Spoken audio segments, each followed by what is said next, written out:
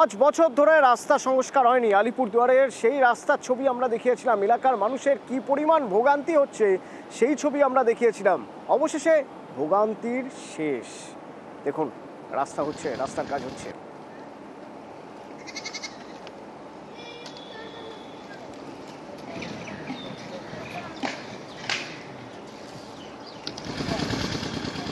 এবার হয়তো এলাকার মানুষ কিছুটা হলেও খুশি হবেন। তাদের এত দিনের দাবি ছিল আলিপুরদুয়ারের মথুরা গ্রাম পঞ্চায়েতের এই রাস্তা। একরকম মরণ ফাঁদ হয়ে উঠেছিল এই রাস্তা।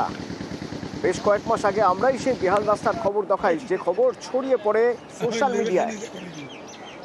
না তুমি দেখতেই পারো। এরপর ওয়ার্ক অর্ডার বেরোলো, রাস্তার কাজ শুরু হলো। কিন্তু এই ম্যাজিক হলো কিভাবে? 5 বছরে যা হচ্ছিল না সেটা হঠাৎ করে শুরু হয়ে গেল কিভাবে? খবর না দেখালে আদৌ হতো কি? রাজকুমার প্রতিনিধি আমার সঙ্গে রয়েছেন। রাজকুমার, অবশেষে কি খবর দেখানোর পরে তারপরে প্রশাসনের মনে হলো যে এটা সবার কাছে যাচ্ছে, এই খবর সবাই দেখছে, মানে প্রশাসনের বদনাম, তাই কাজ শুরু করতে হবে? একদমই অতনুদা, দেখো, দীর্ঘ 5 বছর থেকে একটি অত্যন্ত গুরুত্বপূর্ণ রাস্তা, গ্রামীণ সড়ক হলেও মথুরা এলাকার এই রাস্তায় কিন্তু প্রতিদিন হাজার হাজার মানুষ চলাফেরা করে।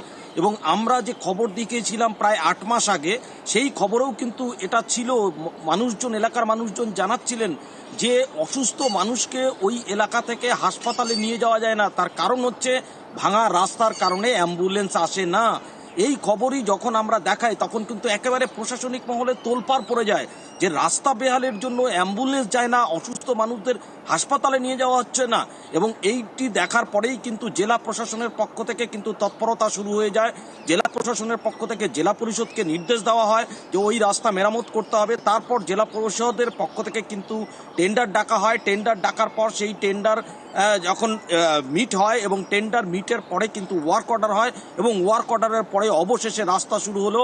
খুশি কিন্তু স্থানীয় বাসিন্দারা। কিন্তু অতমুদা, প্রশ্ন হচ্ছে শুধুমাত্র কি আমরা কি বলছেন একবার শুনি। এখন ভালো হচ্ছে, রাস্তাটা খুবই সুন্দর হচ্ছে। তা আমরা চাচ্ছি যে আরো একটু ভালো করে, সুন্দর করে যাতে রাস্তাটা হয়, আমরা এটাই চাবো। সকালে তো রাস্তার মধ্যে খুব গাড্ডা ছিল, বড় বড় গাড্ডা, মনে হয় মাছ, জলের মধ্যে মাছ ছাড়লে পরে মাছও বাস করা যাবে, হয়তো ধান লাগালে পরে রোয়া গাড়া যাবে। এখন রাস্তাটা হওয়াতে খুব আপনারা খুশি? গ্রামের খুব সমস্যা মিটলো। আপনারা খুশি রাস্তার কাজ? আমরা খুবই খুশি। অনেকবার এটা খবর হয়েছিল যে রাস্তাটা অ্যাকচুয়ালি খুব বেহাল অবস্থা ছিল, খারাপ অবস্থা ছিল। মানুষ ঠিকঠাক চলাফেরা করতে গিয়ে অনেক সময় দুর্ঘটনা ঘটে যেত। কিন্তু আজকে এই রাস্তা এর মধ্যেই চালু হয়ে গেছে। 1300 মিটার রাস্তা হবে।